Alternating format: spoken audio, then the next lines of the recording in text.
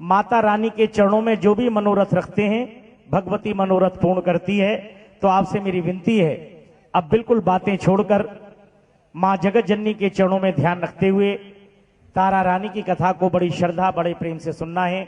एक बार दोनों हाथ ऊपर करके कहिए जय माता की, फिर कहिए जय माता की। जयकारा शेरा वाली का, बोल सांचे दरबार की। तारा और रुक्मण ये दो सगी बहनें थी। एक मां की जाई दो बहनें, मगर बड़ी बहन चक्रवर्ती रानी बनी और उसी की मां जाई छोटी बहन रुक्मण अपनी सगी बहन के राजमहल में मेहतरानी बनकर पहुंची। इसको कहते हैं मात पिता हैं जन्म के साथी, साथी नहीं कर्म के। कर्म और भाग्य संसार में आपको हर व्यक्ति का अलग मिलेगा। जरा ध्यान दें, एक पिता की मानो 4 संतान हैं। हमारा समाज और कानून चारों को बराबर धन और जायदाद बंटवा देता है। चारों को बराबर धन और जायदाद मिल गया, उसके बाद भी आप चारों बच्चों को बराबर कर नहीं सकते। आप धन से, संपत्ति से बराबर कर देंगे, लेकिन शरीर से, काया से या संतान से यह बराबरी किसी और के हाथ है। बोल सांचे दरबार की। जरा मिलके कह दो जय माता की। दोनों हाथ ऊपर करके कहिए जय माता की। तो यही कारण था कि एक मां की जाई दो बहनें, एक राजमहल में रानी बनकर राज सुख भोग रही और दूसरी सगी बहन दासी बनकर सेवा कमा रही। कहानी ये 3 जन्म पहले प्रारंभ होती है। भक्तों जरा ध्यान दें, ये 2 सगी बहनें थीं। बड़ी बहन ने नवरात्रों के व्रत किए और अपनी छोटी बहन को व्रत की सामग्री लेने बाजार भेजा, यह कहकर कि जिस वस्तु में अन्न ना हो वो खाने के लिए ले आ। वो छोटी लड़की बाजार गई, देखती है एक दुकान पर तला हुआ मांस बिक रहा है। उसने कहा इसमें अन्न नहीं है। यही तो कहा था बहन ने, जिसमें अन्न ना हो। खुद भी खा लिया, अपनी बहन के लिए लेकर आ गई। बड़ी बहन बड़ी क्रोधित हुई, अरे मूर्ख, तूने अपना व्रत तो भ्रष्ट किया और नवरात्रों के अंदर मेरे लिए भी ये मांस लाई है। जा, मैं तुझे शाप देती हूं कि अगला जन्म तू नीच योनि में बिताएगी। उसी शाप के कारण अगला जन्म छोटी बहन ने छिपकली का धारण किया और इसकी बड़ी बहन दुर्वासा ऋषि की कन्या बनकर जन्मी। एक समय अपने आश्रम में ऋषि दुर्वासा ने एक यज्ञ रचाया। उस यज्ञ के अंदर भंडारे में परोसने के लिए कढ़ाई के अंदर खीर बन रही थी। ऋषि दुर्वासा के ही एक शिष्य ने उसमें सांप डाल दिया। आप कहेंगे गुरु ने अपने शिष्य ने अपने गुरु के साथ ऐसा दुष्कर्म क्यों किया? तो जरा ध्यान दें, एक समय एक कपिला नाम की गाय आश्रम में आई। वो ऋषि दुर्वासा का शिष्य ध्यान मगन था, पूजा का जल कमंडल में था। गाय को प्यास लग रही थी। उसने सोचा पानी कमंडल में है, गाय ने मुंह डाला, पानी पी लिया। जैसे ही उस शिष्य की आंख खुली, उसने देखा कि मेरे पूजा के जल को गाय ने झूठा कर दिया। चिमटा रखा था पास में, गाय के मारा, गाय के शरीर से खून बहना शुरू हो गया। ऋषि दुर्वासा ने क्रोधित होकर कहा, अरे मूर्ख, लोग प्यासों के लिए प्याऊ लगवाते हैं, तू पानी पीने के ऊपर गऊ को मार रहा है। जा, तू मेरा शिष्य नहीं बन सकता, आश्रम से बाहर हो जा। बजाय इसके गुरु से माफी मांग लेता। उसने अपने दिल में यह प्रण कर लिया कि गुरु ने मेरा अपमान किया है, इसका बदला लूंगा। और वही बदला लेने के लिए उस मूर्ख ने खीर के कढ़ाई में सांप डाल दिया। उसने ये नहीं सोचा गुरु से क्या बदला ले रहा हूं, अरे ये तो भंडारे में जाएगी, जो खाएगा मरता चला जाएगा। देखिए कि इंसान का कर्म। दूसरी तरफ एक जानवर का कर्म देखिए। वो छिपकली ने देख लिया सांप को डालते हुए, उसने सोचा इस नीच ने तो अपना नीच कर्म कर दिया। अगर ये खीर भंडारे में चलेगी तो बड़ा अनर्थ हो जाएगा। अगर मैं अपनी जान गंवा दूं, छिपकली ने सोचा, और इतने सारे लोगों को बचा लूं, तो इससे बड़ा और भाग्य मेरा क्या हो सकता है। ना मालूम पिछले जन्मों में क्या कर्म किए हैं जो मुझे ये योनि मिली। देखिए, जिस समय ऋषि दुर्वासा कढ़ाया उतारने को आए, धीरे धीरे छिपकली कढ़ाई के ऊपर आई और ऋषि दुर्वासा के सामने उस कढ़ाई में कूदकर अपनी जान दे दी। बोल सांचे दरबार की। दोनों हाथ ऊपर करके कहिए जय माता की, फिर कहिए जय माता जी। जयकारा शेरा वाली का। बोल सांचे दरबार। अब थोड़ी देर तक छिपकली तड़पी, उसके बाद उसके प्राण पखेरु उड़ गए। अब ऋषि दुर्वासा ने क्रोध में भरकर छिपकली को शाप दिया, हे नीचनी, मेरे यज्ञ में विघन डाला, जा मैं तुझे शाप देता हूं, अगला जन्म तू नीच कुल में बिताएगी। लेकिन भक्तों, जिस समय उस कढ़ाई को एक गड्ढा खोदकर खीर को दबाया गया ताकि कहीं कोई जानवर ना खा ले मर जाए, तो जैसे ही उस खीर को गड्ढे में पलटा, उसमें से सांप का पिंजर निकला। अब ऋषि दुर्वासा समझ गए कि अगर ये काश छिपकली इसमें ना गिरती तो ना मालूम मेरे आश्रम में कितना भारी अनर्थ हो जाता। अब क्या करूं, जो श्राप दे दिया, ब्रह्म वाक्य जो मुंह से कह दिया वो अटल है। अब यहां पर ऋषि दुर्वासा ने, भक्तों जरा ध्यान दें, उस छिपकली को एक आशीर्वाद दिया कि अगला जन्म नीच कुल में बिताएगी, ये मेरा श्राप है, लेकिन नीच कुल में रहकर तेरे कर्म इतने ऊंचे होंगे कि ये दुनिया तेरे नाम को मिटा नहीं पाएगी। बोल सांचे दरबार की, जरा मिलके कह दो जय माता की, फिर कहिए जय माता की। अब उसी शाप के कारण दोनों बहनों ने फिर एक घर में जन्म लिया। देखिए, इसको कहते हैं कर्म। 84 लाख योनि भुगतनी थी उसे, कर्म के कारण छिपकली की पहली योनि मिली, लेकिन कैसा सुंदर कर्म कर गई कि बाकी योनियों से मुक्ति मिल गई, फिर उसको मानव योनि मिल गई। कह दो जय माता की, फिर कहिए जय माता की। बोल सांचे दरबार की, जरा दोनों हाथ ऊपर करके कहिए जय माता की। अब दोनों बहनें फिर एक घर में जन्मी। इस जन्म में बड़ी का नाम तारा और छोटी का नाम रुक्मण पड़ा। तारा रानी की कहानी भक्तों यहां से प्रारंभ होती है। ये मैंने आपको इसके पहले का वृत्तांत बताया। दोनों हाथ ऊपर करके कहिए जय माता की, फिर कहिए जय माता की, फिर कहिए जय माता की। दोनों बहनें फिर एक घर में जन्मती हैं तो ब्राह्मणों ने दोनों बहनों की जन्म कुंडली बनाई और कहने लगे, राजा, ये जो तेरी बड़ी कन्या है ये बड़ी भाग्यशाली है, लेकिन छोटी कन्या मूल नक्षत्र में पैदा हुई है। आज भी जो बच्चा भक्तों मूलों में होता है, उसलिए बहुत यज्ञ हवन उसके लिए करना पड़ता है। तो ब्राह्मण कहने लगे कि अगर ये कन्या तेरे राज में रही छोटी, तो तेरी प्रजा सुख से नहीं बैठेगी। देखिए, पहले राजा भी कैसे होते थे कि खुद कष्ट झेल लें, लेकिन उनकी प्रजा को दुख नहीं होना चाहिए। राजा ने सोचा, इस कन्या के कारण मेरी प्रजा दुख पाएगी, इस कन्या का मुझे क्या करना है। विद्वानों की एक सभा बुलाई। उन्होंने ये राय दी कि राजन, एक काम करो, एक लकड़ी का संदूक नाव की शक्ल में बनवाओ, सोने का पत्रा जड़वाकर हीरे रतन जवाहरात जला दो, और जो धन इस लड़की के ब्याह पर खर्च करना है उसमें रखकर नदी में बहा दो। जाको राखे साइया, मार सके ना कोई, बाल ना बांका कर सके, चाहे जग बैरी होए। कह दो जय माता की, जरा दोनों हाथ ऊपर करके कहिए जय माता, जयकारा शेरा वाली का बोल। वो संदूक अगन-बोट की तरह तैर गया और उस राज्य के बाहर चला गया। उस राज्य के बाहर भक्तों ध्यान दें, एक मेहतर स्नान कर रहा था सरयू नदी में। वो हरिजन सरयू नदी में स्नान कर रहा था, उसके कोई संतान नहीं थी। वो महारानी से यही प्रार्थना करता था कि महारानी, अगर तेरी कृपा हो तो मेरे कोई संतान हो जाए। अब जैसे ही उस दिन नहाने पहुंचा तो क्या देखता है, एक चमकती हुई चीज दरिया में तैर रही है। वो संदूक को किनारे ले आया, खोलकर देखता है तो उसमें एक छोटी सी कन्या अंगूठा चूस रही है। बोल सांचे दरबार की, एक बार दोनों हाथ ऊपर करके कहिए जय माता।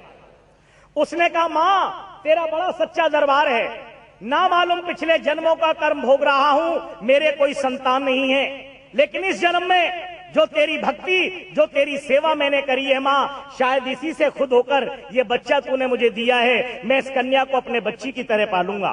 तो भक्तों, उस कन्या का पालन पोषण उस हरिजन ने अपने गृह पर किया। जब वो बड़ी हुई, सियानी हुई, तो एक कलुआ नाम के हरिजन के साथ उस कन्या का ब्याह रचा दिया। और ये जो कलुआ हरिजन था भक्तों, ये सफाई कर्मचारी था उस राजमहल का, जिस राजमहल के राजा हरिश्चंद्र को इसकी बड़ी बहन ब्याह कराई। देखिए, दोनों सगी बहनें एक राजमहल में, एक रानी बनकर राज सुख भोग रही है, दूसरी दासी बनकर सेवा कमा रही है, मगर दोनों को नहीं पता है कि हम सगी बहनें हैं। कह दो जय माता की, जरा दोनों हाथ ऊपर करके कहिए जय माता।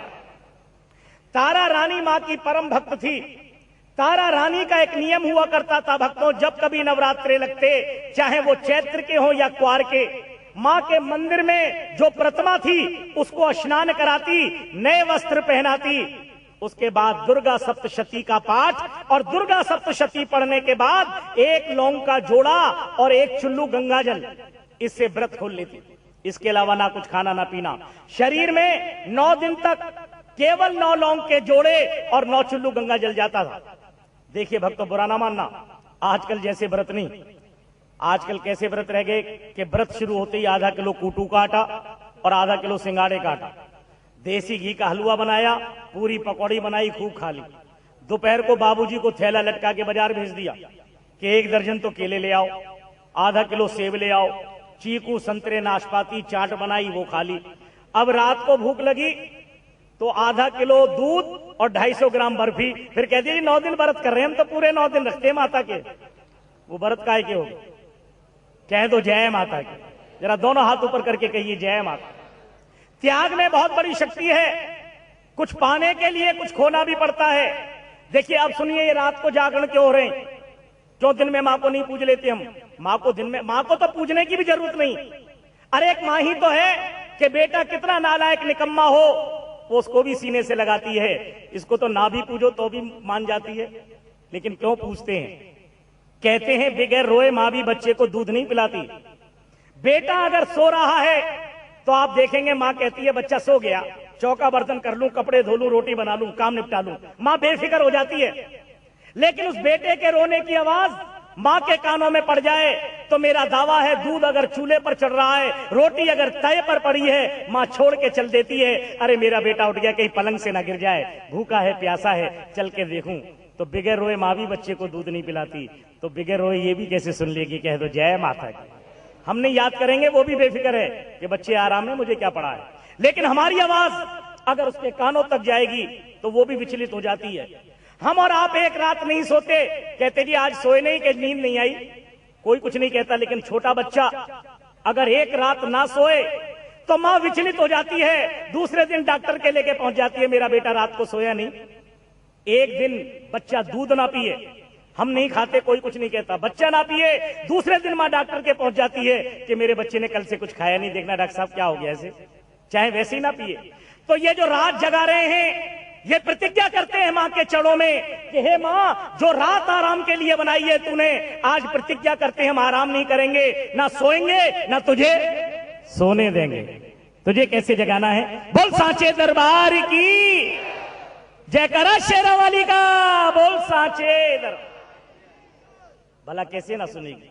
मां को यह पता लग जाए मेरे बेटे रात को सोए नहीं, जाग रहे हैं, इन्हें कुछ कष्ट है, चल के देखूं क्या कष्ट है, इसलिए रात को जागते हैं। 9 दिन तक व्रत करते हैं, कुछ खाते नहीं, मां विचलित हो जाती है। अरे मेरे बेटे 9 दिन से भूखे हैं, कुछ खा नहीं रहे, क्या कष्ट है, चलकर देखूं मेरे बच्चे किस लिए कुछ नहीं खा रहे, मैं अपने हाथ से ही बच्चों को कुछ खिलाऊं। कह दो जय माता की। जरा दोनों हाथ ऊपर करके कहिए जय माता। तो कलयुग के ये त्याग हैं, जागरण निंद्रा का त्याग और व्रत अन्न का त्याग। बोल सांचे दरबार की। अब नवरात्रे व्रत कर रही है तारा रानी, 8 दिन हो गए।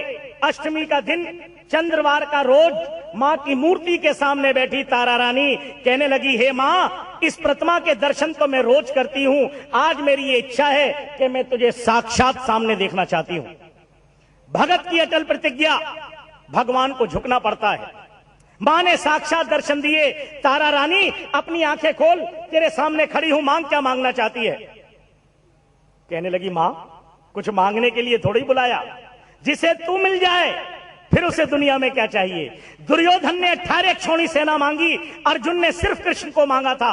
वो जानते थे जिसके रथ पर सच्चाई सवार है उसे कौन हराएगा। कह दो जय माता। जरा दोनों हाथ ऊपर करके कहिए जय माता, फिर कहिए जय माता की। जयकारा शेरा वाली का बोल सा। तो माता रानी जिसे तू मिल गई उसे दुनिया में फिर क्या चाहिए। मां ने कहा, नहीं तारा रानी, फिर भी कुछ मांग ले। अब जरा देखिए, मां कह रही है मांग ले और तारा कह रही है क्या मांगू। तारा रानी कहने लगी, मां तुझे ये दुनिया नव दुर्गा कहती है, वो तेरे 9 रूप कौन से हैं जिनसे तेरा नाम 9 दुर्गा पड़ा, महारानी उनके दर्शन करा दे। अब भगवती ने एक रेखा खींची कि तारा रानी इस रेखा के 10 कदम पीछे हट जा, क्योंकि मेरे विकराल रूप भी है, प्राणी भस्म हो जाता है, जब तक मैं आदेश ना दूं रेखा के अंदर मत आना। अब 9 रूप के दर्शन कराती है मां। पहला रूप है भक्तों मां का शैलपुत्री, दूसरा ब्रह्मचारिणी, तीसरा चंद्र घंटा, चौथा कूष्मांडे, पांचवां स्कंध माता, छठा कात्यायनी, सातवां कालरात्रि, आठवां महागौरी और भगवती का नवा रूप है सिद्धिदात्री। कह दो जय माता की। महारानी ने 9 रूप के दर्शन कराए, आशीर्वाद का हाथ दिया।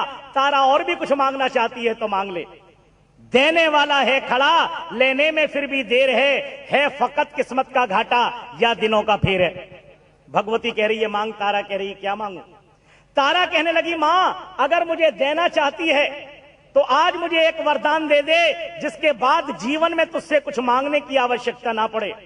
क्या क्या मांग रही है? देखिए तारा भक्ति में लीन थी ना, तो क्या बड़ा सोच समझ के मांगा कि माता रानी मुझे आज ये वरदान दे, जब कभी भी कोई संकट, कोई मुसीबत मेरे ऊपर आकर पड़े और उस संकट की घड़ी में मैं तुझे याद कर लूं तो मेरे संकट दूर कर देना।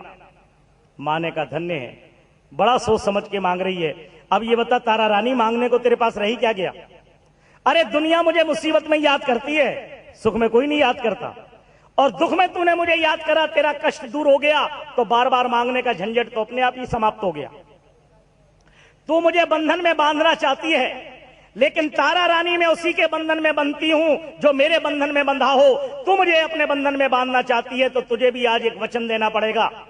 जहां कहीं मेरा जागरण हो, वो व्यक्ति ऊंच हो या नीच, अमीर हो या गरीब, तुझे जानता हो या नहीं जानता हो, अगर मेरे जगराते का दल निमंत्रण लेकर तेरे पास आ जाए तो इनकार मत करना। कभी मन में सोचे मैं रानी महारानी मखमली गद्दों पर चलती हूं, सोने के चांदी के थाल और गिलासों में भोजन करती हूं, कौन दरी चटाइयों पर बैठेगा, दोने पत्ते में खाएगा। अरे हो सकता है मेरे किसी भक्त के पास बिछाने को दरी चटाई ना हो, तुझे जमीन पे बैठना पड़ेगा। हो सकता है खिलाने को दोने पत्ते भी ना हो, तो मेरा प्रसाद तो हाथ पे भी खाना पड़ेगा। बोल सांचे दरबार की। जरा दोनों हाथ ऊपर करके कहिए जय माता। तारा कहने लगी बस कह लिया, अब मेरी भी सुन ले। तू ये कह रही है जगराते में जब जाऊं जब निमंत्रण आए, लेकिन महारानी मैं तुझे वचन देती हूं, तेरे जागरण का बुलावा आए या ना आए, लेकिन तेरे नाम की आवाज मेरे कानों में चली जाए। अगर जगराते का बुलावा नहीं भी आया होगा तो बिगैर बुलाई जाऊंगी। बोल सांचे दरबार की। और भक्तों तुलसीदास जी ने लिखा है, संत समागम हरि कथा, तुलसी दुर्लभ दोए, सुत धारा और लक्ष्मी, ये तो पापिन के भी होए। बोल सांचे दरबार की।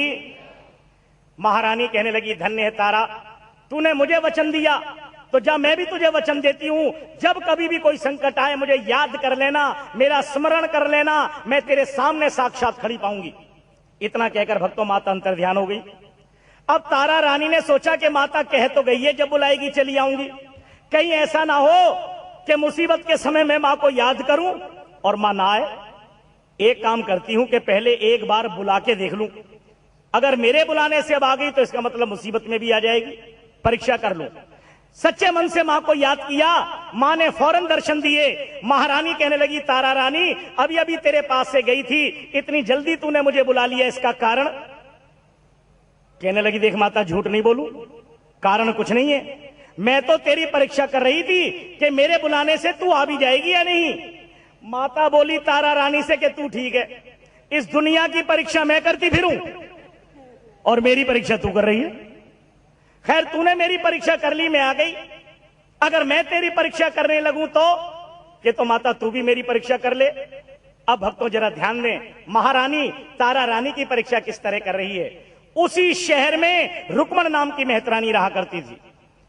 रुक्मण नाम था, जो मैंने अभी थोड़ी देर पहले बताया था। ये रुक्मण तारा की कौन थी जी? हाँ, दोनों हाथ ऊपर करके कह दो जय माता की, फिर कहिए जय माता की। ये रुक्मण तारा की सगी बहन थी। कलुआ नाम के हरिजन के साथ इसका विवाह हुआ और उसी महल में रह रही थी जहां रानी बनकर बड़ी बहन रह रही थी। रुक्मण ने 5 साल से मां का जागरण बोल रखा था। उसने कह दिया मां मेरी गोद भर दे, तेरा जगराता कराऊंगी। मां ने बेटा दे दिया, लेकिन जागरण नहीं करा पाई। देखो भक्तों बुरा ना मानना, कभी कभी हम भी बोल देते हैं, करा नहीं पाते। मेरा यह कहना है या तो बोलो मत, अगर बोल दिया है और मां ने काम पूरा कर दिया है तो हमें भी बोल कबूल पूरा करना चाहिए, वरना कभी कभी उसका कष्ट पीढ़ियों को भुगतना पड़ जाता है। कह दो जय माता की। एक बार दोनों हाथ ऊपर करके कहिए जय माता। मां का जागरण बोल दिया। 5 साल हो गए, रुक्मण जागरण नहीं करा पाई। आधी रात का समय, शेर पर सवार, मां ने मारी जाकर किलकार, रुक्मण को सोते से उठा दिया। अब रुक्मण ने मां के पैर छुए। मां, आज तेरे दर्शन हो गए। महारानी कहने लगी कि बस ऐसे ही बहकाएगी मुझे, और भी कुछ याद है तुझे? कि हाँ माता, मुझे सब याद है। मैंने तेरा एक जागरण बोला है, लेकिन हे महारानी, इस दुनिया में तेरी मर्जी के बगैर एक पत्ता नहीं हिलता, तो बता दे तेरी मर्जी के बगैर जगराता भी कैसे हो सकता है? बोल सांचे दरबार की। जरा दोनों हाथ ऊपर करके कह दो जय माता की। फिर कहिए जय माता की। जयकारा शेरा वाली का बोल। मां ने कहा धन्य है, ये भी भार मेरे ऊपर डाल दिया। अगर कल तेरे यहां जगराता हो जाए तो? कि माता तेरी मर्जी के बगैर तो कुछ नहीं होता, लेकिन एक बात बताऊं, मैं तेरे संतों महंतों के पास गई, जिसके दरवाजे पर गई उसने धक्के देके मुझे निकाल दिया कि हम हरिजनों में जगराता नहीं कराते, तू जा यहां से। तो माता, क्या इस जात में जन्म लिया है, मैं तेरा नाम नहीं ले सकती? मां ने कहा वो मेरे भक्त नहीं जो ये भेदभाव करते हैं। जात पात पूछे नहीं कोई, हरि को भजे सो हरि को होई। कह दो जय माता की। जरा दोनों हाथ ऊपर करके कहिए जय माता। तू सबके पास हो आई, लेकिन एक भक्त का नाम मैं बताती हूं। राजा हरिश्चंद्र की पत्नी रानी तारा, वो मेरी परम भक्त है, उसके यहां बुलावा लेकर जा। लेकिन जैसे मैं बताऊं वैसे जाना। सुबह उठकर स्नान ध्यान करना, नए वस्त्र धारण करके एक थाल में केसर के रंगे चावल, एक नारियल लाल कपड़े में लपेटकर कलावे से बांधना, 1.25 रुपया रखकर सुए चोले से ढक लेना। इसको भक्तों कहते हैं दल, दल का निमंत्रण। आज भी ये प्रथा मौजूद है। पहले जिनके जगराता होता था वो ये दल लेकर मां के चरणों में अर्पित करते थे, जिस प्रतिमा को पूजने के लिए बुलाना है। उसके बाद वो चावल बांटे जाते थे। जो जगराते में आएगा चावल ले लेगा, अगर नहीं आ पाएगा, नहीं आना होगा तो हाथ जोड़ देगा, चावल नहीं लेगा। लेकिन अगर दल ले लिया तो जगराते की हाजिरी समझो, चाहे घर में कुछ भी हो जाए उससे जरूर देनी पड़ेगी। कह दो जय माता की। जरा दोनों हाथ ऊपर करके कहिए जय माता। तो मां कह रही है इस प्रकार मेरा दल सजाकर तारा रानी के पास जा। अब तारा रानी का नाम सुनकर रुक्मण डर गई। कहने लगी माता सुन, छोटे मोटे संत महंत तो आए नहीं मेरे यहां जगराता कराने, धक्के देके निकाल दिया घर से। और राजा हरिश्चंद्र की पत्नी रानी तारा, वो मुझ हरिजन के यहां जगराता कराने आ जाएगी?